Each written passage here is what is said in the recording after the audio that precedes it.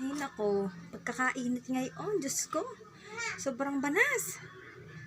Ay nako, magpapakabit na nga ako ng air conditioner. At para naman lumamig-lamig yung pakiramdam ko.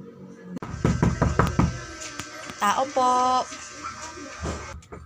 Ay, sino bang kumakatok? May tao ata. Sino kayang kumakatok? Uy, Mars! Uy, Mare! Magbabayad sana ako sa iyo ng 5K. Yung hiniram ko ng isang araw, ay ibabalik ko na sa iyo.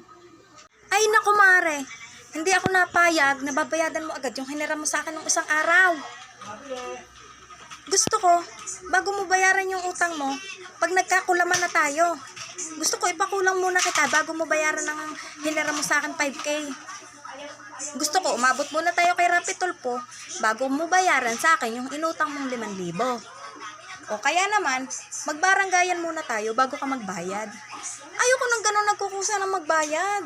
Ayoko nang ganun, B. Ayoko nang ganun, Mare. Gusto ko, bago ka magbayad sa akin, pag sinugod na kita sa bahay mo. Gusto ko, pag nagbayad ka sa akin, pupunta ako sa bahay nyo, tas sasabunutan ko yung ulo mo.